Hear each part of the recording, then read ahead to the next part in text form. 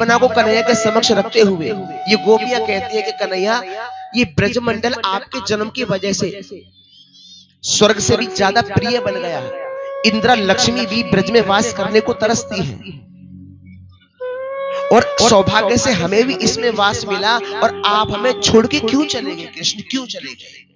अगर ऐसे ही विरह रूपी अग्नि में हमको जला के भस्म करना था तो आपने कालिया नाग के विषैले जल से हमें क्यों बचाया? क्यों कृष्ण? पूरे ब्रजमंडल में आग लग गई, आपने उस दावा अग्नि का पान क्यों किया? क्यों? बंधुओं, जब इन्होंने अपनी भावना को कन्हैया के समक्ष रखा तो इनके मंडली में कन्हैया प्रकट हो गए। बोलो बांके बिहारी लाल। इनको ऐसा लगा जैसे मानो गए हुए प्राण हमारे वापस आ गए हो, वापस आ गए हो। सभी गोपियां रोती हैं, रोते हुए कहती है कन्हैया तुम हमें छोड़ के क्यों चले गए? हम जानते हैं, हमें मालूम है कि हमसे अपराध हुआ, गलती हो गई, हमने चमड़े के सौंदर्य का अभिमान किया कृष्ण, हमसे गलती हो गई, लेकिन आपने हमारी इस गलती की इतनी बड़ी सजा हमको दी। कृष्ण आगे हमें कभी छोड़ के मत जाना, क्योंकि हमारे प्राण केवल आप हैं, आप हैं तो हम हैं, अगर आप नहीं है तो हम भी नहीं है। भगवत प्रेमी पुनः मेरे कन्हैया ने इन गोपियों के साथ में रास विहार प्रारंभ किया तो वहां कामदेव आ गए। भगवान ने कहा क्यों कामदेव, तुम फिर आ गए? मैंने तुम्हें शंकर के रूप में जला के भस्म कर दिया था, तुम फिर आ गए। भगवत प्रेमी जैसे मेरे कन्हैया ने पुनः गोपियों के साथ में रास लीला प्रारंभ की तो अपने पांचों बाणों को लेकर के सज्जनों कामदेव आ गया।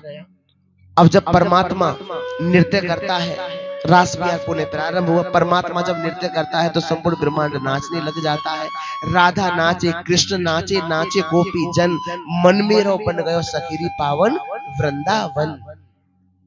अब शंकर भगवान से भी नहीं रहा गया, वो भी कैलाश से चले आए। गोपियों ने कहा क्यों बाबा, रास का दर्शन करना है? बोले हम तो कैलाश से आए हैं रास को दर्शन करने। तो गोपियों ने कहा तो बाबा अगर ऐसी बात है तो प्रेम सरोवर में गोता लगाओ। अब तो प्रेम सरोवर में शंकर भगवान ने गोता लगाया, सो गोपी बन गए, और यहाँ पर इसीलिए शंकर भगवान का एक नाम गोपेश्वर महादेव पड़ा। बोलो गोपेश्वर महादेव की। भगवत प्रेमियों, ये जो रास विहार कन्हैया ने गोपियों के संग किया, ये कामदेव पर विजय प्राप्त करने के लिए किया। देखो परमात्मा रस है और रसानाम समूह रासहा, रसों के समूह को रास कहते हैं। ये कोई शरीर से शरीर का मिलन नहीं था, ठीक है, ये कोई शरीर से शरीर का मिलन नहीं था, ये आत्मा और परमात्मा का मिलन था, ठीक है। कृष्ण कौन है? परमात्मा है, और ये गोपियां कौन है? आत्मा है, ठीक है सज्जनों। हाँ, अब इसके बाद नारद जी की आंखें भर आई। मेरे प्रभु तो लीला करने में व्यस्त हैं, अब कंस को उद्धार होना चाहिए, कंस को वध होना चाहिए। अब मैं ऐसी को लीला करूं जो कंस को भी उद्धार रह जाए। तो नारद जी पहले सज्जनों पहुंचे कंस के पास। नारायण नारायण नारायण। और सुनाओ मथुरापति क्या हाल है? कंस ने कहा नारद ठीक हाल है। खाक ठीक हाल है? भूल गए आकाशवाणी को? बोले भूले तो नहीं है, खूब याद है। तो फिर कंस ने कहा कि मैं क्या बताऊं नारद, चुन चुन के मैं राक्षस भेजता हूं, समाचार मिलता है कि स्वयं मर गए, मन में बड़ी चिंता है। तो भगवत प्रेमियों नारद जी ने कहा चिंता ना करो, मैं तुम्हें एक साधन बताता हूं। जो धनुष तुमको शिव जी ने दिया है उसका विशाल मेले का आयोजन करो, और अक्रूर जी को कृष्ण बलराम को लाने के लिए उत्प्रेरित करो। और जब वो कृष्ण बलराम को लाने के लिए जाएंगे और कृष्ण बलराम वृंदावन से वापस मथुरा आएंगे, दोनों मेला देखने में लगे रहेंगे और दोनों को धोखे से मरवा देना। बोले बात तो ठीक है। भगवत प्रेम ऐसा ही किया। नारद जी चले गए। अब नारद जी गए सीधे भगवान के पास और भगवान से कहा प्रभु दुष्ट कंस को कब मारोगे? भगवान ने कहा कि मैं कौन होता हूं मारने और बचाने वाला? अरे नारद, जीव जैसा कर्म करता है वैसा ही फल भोगता है। ये तो सुनिश्चित है कि कंस का जो पाप का घड़ा है वो पूरा भर चुका है और अब उसका फूटना सुनिश्चित है। अब भगवत प्रेमी भगवान ने कहा मामा कंस से कह के आए हो हमारे बारे में और हमसे कह रहे हो उनके बारे में। तो नारद जी ने कहा नारायण नारायण नारायण प्रभु, मैं तो वही कार्य करता हूं जिसमें पूरी प्रजा का हित चिंतन रहता है। जी हाँ। अब नारद जी चले गए। इधर कंस ने रात्रि में अक्रूर जी को बुला लिया बंधुओं अक्रूर जी को बुलाया और कहा कि तुम वृंदावन चले जाओ कृष्ण बलराम को लेने, हम एक विशाल मेले का आयोजन कर रहे हैं। अब अक्रूर जी को बात माननी पड़ी, नहीं मानेंगे तो फिर भगवत प्रेमी ये छोड़ने वाला नहीं है। तो रात्रि में ही अक्रूर जी ने रथ को सजा लिया और उसका मुख वृंदावन की ओर कर दिया। अब सायकाल का समय था, कन्हैया और बलराम गैया मैया को चरा के घर लौट रहे थे। अक्रूर जी ने कृष्ण बलराम को देखा, कृष्ण बलराम ने अक्रूर जी को देखा, तो अक्रूर जी सबसे पहले प्रणाम करने को दौड़े। अब कन्हैया बोले कि अरे अरे काका जी आगे, काका जी आगे, काका आप हमें प्रणाम करते हो या हमें आपसे प्रणाम करना चाहिए? बहुत सारी बातें हुई, अंत में अक्रूर जी ने कहा कन्हैया ये तो बताना जरूरी नहीं है, आवश्यक नहीं है कि मैं क्यों आया हूं।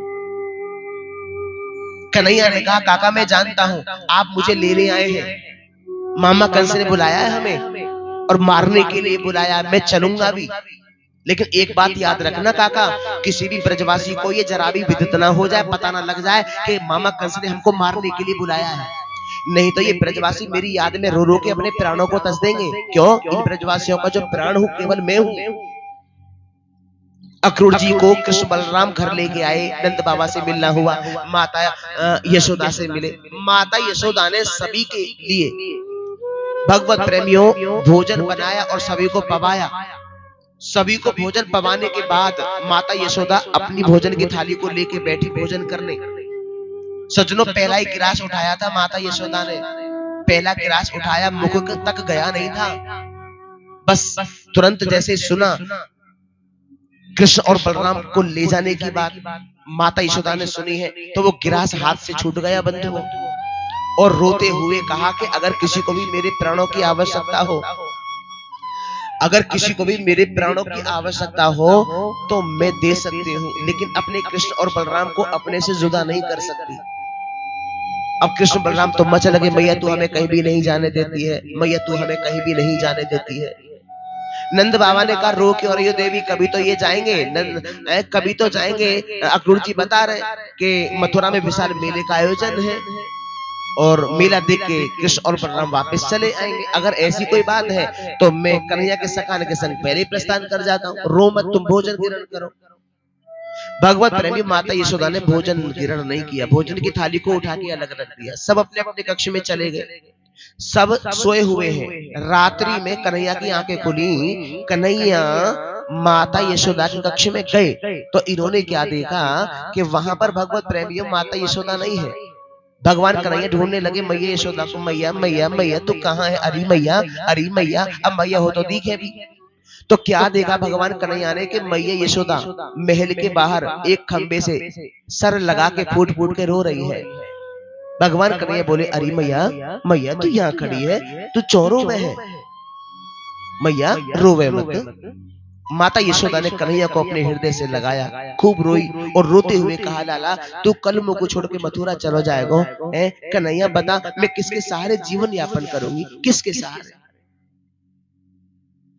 कन्हैया ने कहा मैया मैं परसों को वापस आ जाऊंगा, तू रोवे मत, रोवे मत। मैया का रोना बंद नहीं हुआ। भगवान कन्हैया ने अंत में एक बात कही, मैया सुन,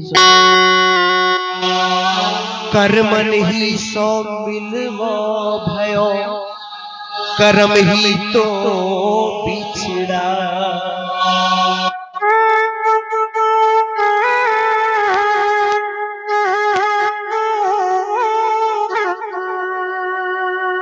कर्म में जो है लिखो वो हो कर ही रहे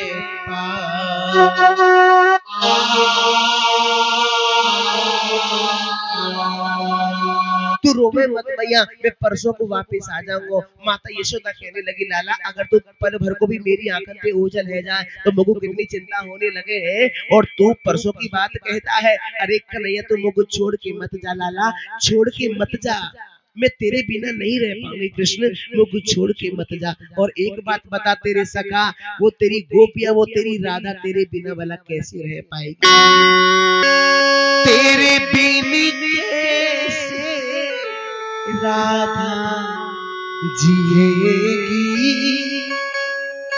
तेरी यादों में रो रो मरेगी।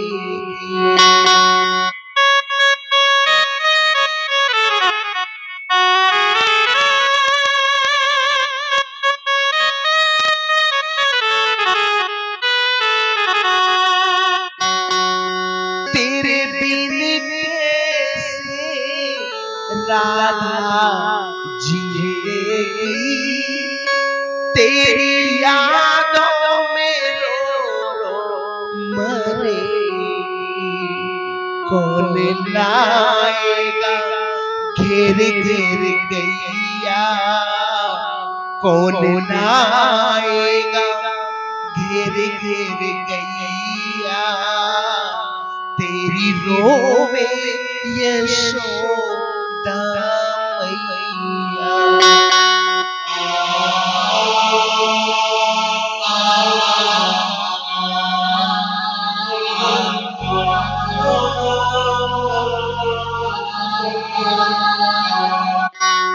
मथुरा को जाओ कन्हैया, तेरी रोवे यशोदा मैया।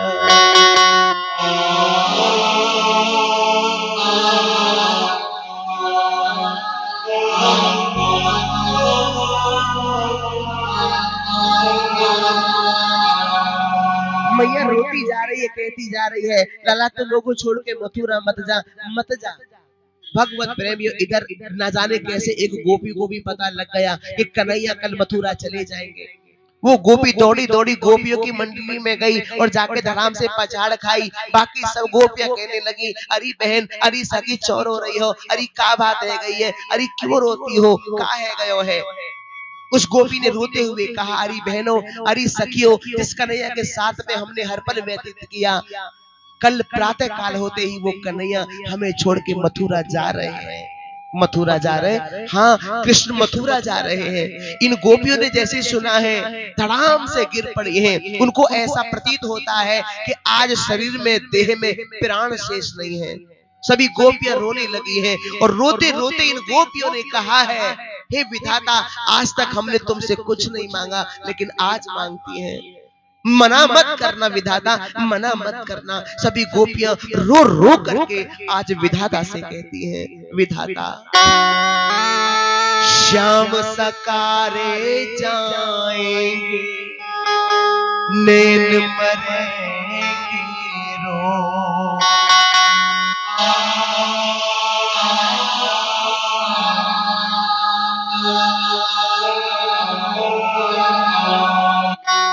श्याम सकारे जाएंगे, नैन मरेंगे रो।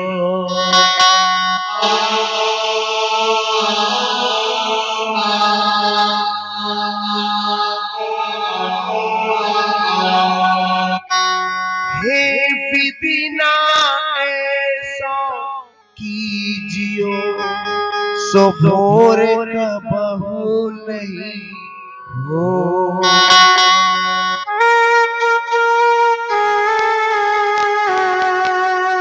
श्याम सकारे जाएंगे, नैन मरेंगे रोए, हे विधि ना ऐसो कीजियो, सो भोर कबहू ना होए। हे विधाता, वो भोर कभी ना आए जिस भोर को होते ही हमारे प्राण बल्लभ, हमारे श्री कृष्ण हमें छोड़ के मथुरा चले जाएं। भगवत प्रेमी सभी विलाप कर रही है, रो रही है, फूट फूट के विलाप करती है।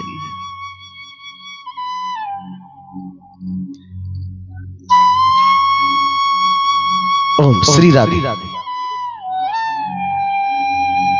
ओम श्री राधे।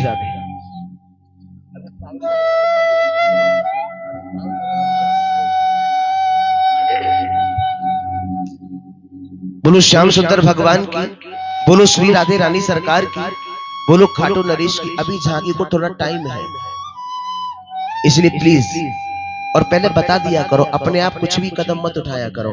ब्रज में रहना है तो क्या कहना है, जोर से बोलेंगे। हाँ, अभी झांकी को रोक के रखना है थोड़ा, ठीक है।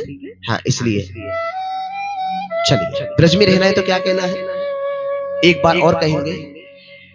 देखिए, मैं आपको बता दूं, वक्ता और श्रोता का एक तार होता है जो दिखाई नहीं देता, लेकिन कुछ आत्मा ऐसी है कि वो तार तोड़ देती है।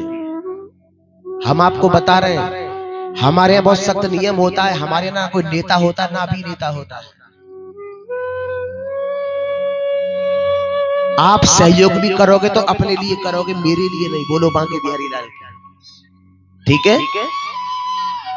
क्योंकि ये भागवत जी कल को आपसे कहेंगी कि मैं तुम्हारे यहाँ गया था लेकिन पहचान नहीं पाए मुझे, आज तुम मेरे दर पर रोने आया है। बोलो बांके बिहारी लाल की। ये मैं स्पष्ट बताता चलो। इसीलिए यहाँ सब समान होते हैं, ना कोई छोटा होता है, ना बड़ा होता है, ना नेता होता है, ना अभिनेता होता है। ठीक है, मुझे वो भक्त बहुत अच्छे लगते हैं जो शांतिपूर्वक बैठे रहते हैं। इसलिए मेरा विनम्र निवेदन है, हमको बड़ी दिक्कत होती है, बड़ा कष्ट होता है, बहुत कष्ट होता है।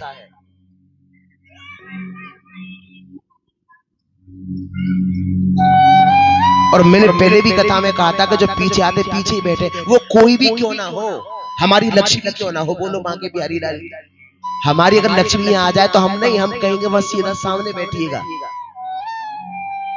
हमारा बेटा आ जाए सामने बैठेगा, बीच में नहीं। बोलो बांके बिहारी लाल। हम व्यासपीठ पर बैठ करके ये भूल जाते हैं कि मेरा परिवार भी है। मैं अपनी बात नहीं कह रहा हूं, हर कथा व्यास की बात है। बोलो बांके बिहारी लाल की। वो बेचारा ये भूल जाता है कि उसके आगे पीछे भी कोई और है। कथा ऐसे नहीं होती है। लेकिन कितना ही समझा लो, कितनी पूजा कर रहे हैं, कितनी पूजा कर रहे हैं, ऐसी पूजा का कोई फायदा नहीं है। बोलो बांके बिहारी लाल की। ये बता देता हूं मैं आपको।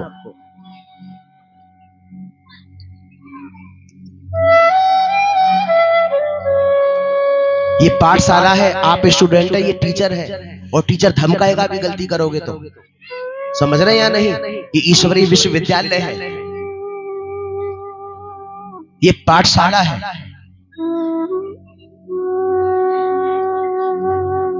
जो नहीं आता तो एब्सेंट भी लगा दी जाती है कि नहीं?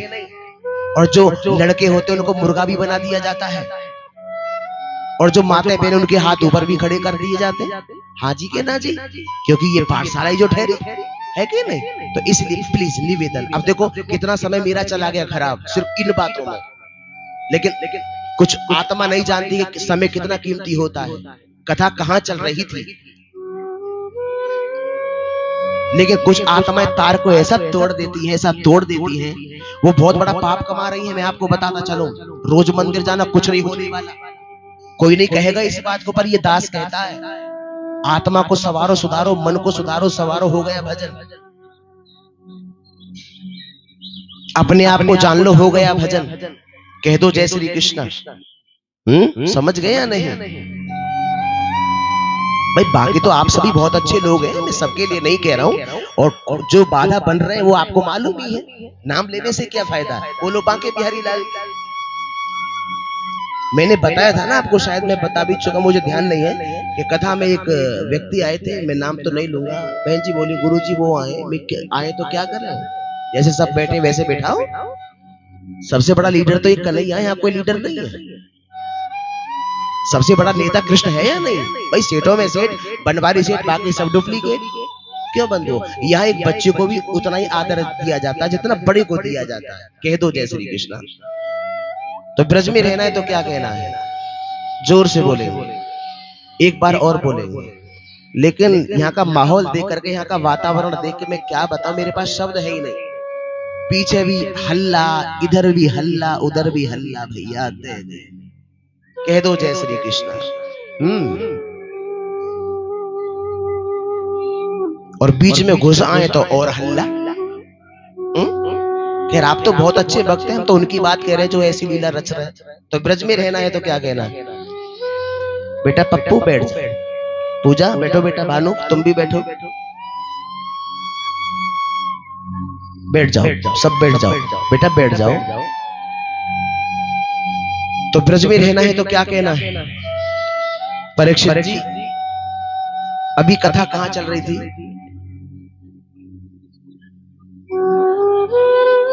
है जी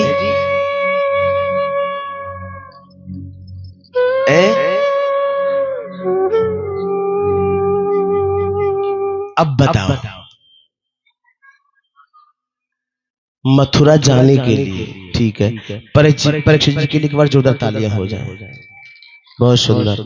देखा वो कितना ध्यान से कथा को सुन रहे हैं, ठीक है, पता लग जाता है। अरे भैया हम बता भी चुके हैं कि कथा श्रवण करना भी भक्ति ही है। नवदा भक्ति में पहली भक्ति आती है श्रवणम, है ना? ठीक है, हाँ, तो कथा श्रवण करना भी एक प्रकार की भक्ति होती है, पर तार टूट जाता है, तोड़ देते हैं, कुछ क्या करें बताइए, हमें बहुत कष्ट होता है। आपने देखा हम कथा में भी ज्यादा पैसा वैसा के लिए नहीं बोलते, आपने देखा है, हम सिर्फ कथा पे ध्यान देते हैं। जो अपना भाग्य बनाना चाहेगा वो सहयोग करेगा, जो नहीं बनाना चाहेगा वो नहीं करेगा, है कि नहीं? सबको मालूम है भाई कथा सभी के सहयोग से हो रही है। हम ज्यादा पैसे वैसे के चक्कर में भी नहीं रहते, ज्यादा हम बोलते नहीं, आपने देखा भी होगा, एक आध बार बोल दिया बस ठीक है, जिसका मन करे करो, जिसका मन ना करे वो मत करो। भाई चिड़ी चौच भर ली गई, घटे नदी ना नीर, दान करे धन ना घटे, कह गए दास कबीर। दानम दुर्गति नाशनम, दान दुर्गति का नाश करता है, दाने वर्धते धनम, दान करने से धन बढ़ता है। इतना बताना पर्याप्त है ना? तो ब्रज में रहना है तो क्या कहना है, जोर से कहिएगा, एक बार और कहिएगा। पर मेरा निवेदन है हाथ जोड़ के, आप बस शांतिपूर्वक बैठे रहा करो, कोई भी पीछे आता है ना तो पीछे ही बैठा करो। देखो अब कल का दिन तो शेष है, बस है कि नहीं? पर गलती करोगे तो मैं डांटूंगा भी, क्योंकि आई एम टीचर, कह दो जय श्री कृष्णा। समझ गए या नहीं? और यू आर स्टूडेंट, ठीक है, समझ गए? हाँ, क्योंकि ये पाठशाला है, गलती करोगे तो मैं डांटूंगा पक्का। अगर डांट खा सको तो आइयो, कल को ना खा सको तो मत आइयो। ब्रज में रहना है तो क्या कहना है, समझ गए या नहीं? कोई कहेगा इस बात को? कोई नहीं, चिपड़ी चिपड़ी बात बनाएंगे, या मारे ना बनाते हम चिपड़ी चिपड़ी बात, चीनी जैसी बात जा मारे ना बनावे मेरी मैया बहनों भैयाओं, क्योंकि चीनी में कीड़े पड़ जाते हैं, है ना? लेकिन नमक में कीड़े नहीं पड़ते, ठीक है? बुरा मत मानना, ठीक है? और मानोगे तो भी चलेगा, कल की तो बात हो रे, मुंह दक्षिणा तो ना दोगे हम। तो ब्रज में रहना है तो क्या कह रहा है, उठा ले जाए तेरो भल रह जा तेरो पप्पू।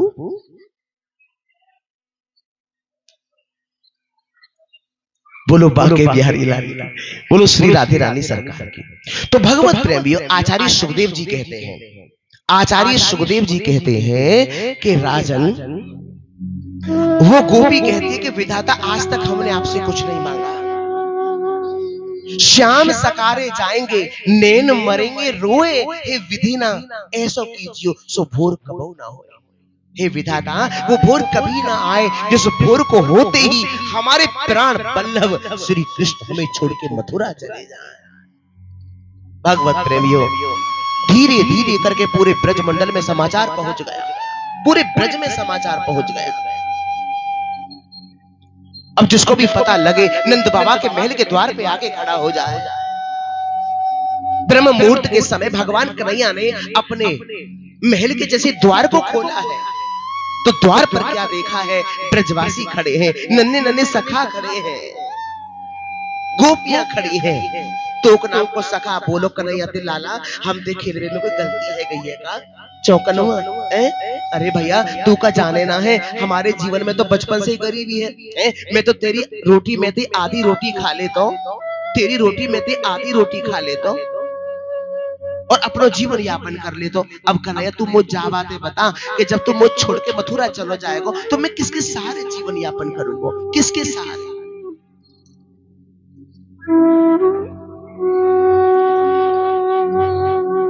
तू मुझ छोड़ के मथुरा मत जा कृष्ण। कन्हैया ने उस सखा को अपने हृदय से लगाया, खूब रोए। मधुमंगल ने कहा, कन्हैया हमसे खिलवे में कोई अगर मुझे गलती बन गई होए तो देख तू मुझ जो भी सजा देनी चाहे मुझ दे, मुझ स्वीकार है, पर तेरा मथुरा जानो मुझ स्वीकार नहीं है। मुझ छोड़ के मथुरा मत जा कन्हैया। भगवान कन्हैया ने मधुमंगल को भी हृदय से लगाया, सब सखाओं को हृदय से लगाया, खूब रोए खूब रोए। इनसे मिलके सब गोपियों के पास गए। गोपियां बोली, कन्हैया तुमने सोच कैसे लिया कि हम तुम्हें जाने भी दे सकते हैं कृष्ण? तुमने सोच कैसे लिया? हमें छोड़ के मथुरा मत जाओ कृष्ण, मत जाओ। भगवान ने कहा, चिंता ना करो गोपियों, मैं परसों को वापस आ जाऊंगा, रो मत। भगवान ने क्या देखा कि सबसे पीछे भीड़ में सबसे पीछे राधे किशोरी खड़ी है और आंखों से पनारे बह रहे हैं। कन्हैया ने जैसे राधे किशोरी को देखा है, देखते ही कन्हैया के कदमों की गति बढ़ गई और राधे किशोरी के पास जाने लगे। एक गोपी ने कन्हैया का हाथ पकड़ रखा था, छुड़ा के कृष्ण राधे के पास जैसे जाने लगे तो गोपी कहती है, वाह हाथ छुड़ावत जात हो, हाथ छुड़ावत जात हो, निर्बल जान के मोह है, अरे हृदय में से जाओ तब मैं जानू तो है। कृष्ण तुम हृदय में से तो कहीं नहीं जा सकते। राधे किशोरी के पास कन्हैया पहुंचे, बोले राधे तुम रो क्यों रही हो? राधे रो मत, मैं परसों को वापस आ जाऊंगा। राधे राधे किशोरी रो मत। राधे किशोरी ने कोई जवाब नहीं दिया, रोती जा रही है, रोती जा रही है, रोती जा रही है, रोती जा रही है। राधे राधे तुम रो क्यों रही हो? राधे राधे। जब कोई जवाब नहीं दिया तो भगवत प्रेमियों कन्हैया ने अंत में कहा, राधा हमारे बीच में जो भी कुछ हुआ उसको बचपन का खेल समझ के भूल जाओ, और हो सके तो मुझे भी भूल जाओ। ये बात जितनी सहजता से कन्हैया ने राधे किशोरी से कही, राधे किशोरी के हृदय पर उतनी ही जोर से गिरा जैसे कोई पत्थर गिरता है। राधे किशोरी रोते रोते कहने लगी, वाह कन्हैया, मैं हर पल तुम्हें चाहती रही, तुमसे प्रेम करती रही, तुम्हारा इंतजार देखती रही, प्रतीक्षा करती रही। मुझे आज पता चला है कि तुमने मुझे कभी चाहा ही नहीं। कन्हैया ने कहा, राधा ऐसी बात नहीं है, मैं तुमसे बहुत प्रेम करता हूं। राधे मैं तुम्हारे बिना बिल्कुल अधूरा हूं। राधे किशोरी ने कहा, नहीं तुम झूठ बोलते हो, तुम मुझसे प्रेम नहीं करते। अगर तुम मुझसे प्रेम करते तो ये बात नहीं कहते कि मैं तुम्हें भूल जाऊं। कन्हैया तुम मुझे भूल सकते हो, तुम मुझे भूल सकते हो, लेकिन मैं तुम्हें कदापि नहीं भूल पाऊंगी कृष्ण, कभी नहीं। और सुनो, ये ब्रजवासी कहते हैं, इन्होंने मुझसे लाख मना किया था कि राधा इस कन्हैया के चक्कर में मत आना, ये खेलता है और निकल जाता है, तुम्हारे साथ भी खेलेगा और निकल जाएगा।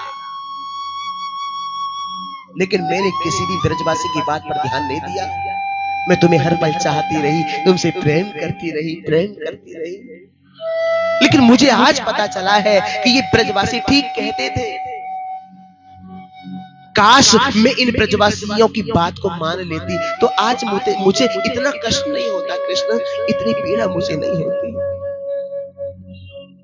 ये ब्रजवासी कहते हैं कि तुम भगवान हो, मैंने सुना है। ये ब्रजवासी कहते हैं कि तुम भगवान हो, मैं नहीं कहती। और मैंने जो प्रेम तुमसे किया है भगवान समझ के नहीं किया। कृष्ण अगर ये बात सत्य है कि तुम भगवान हो तो मैं तुमसे एक वरदान चाहती हूं।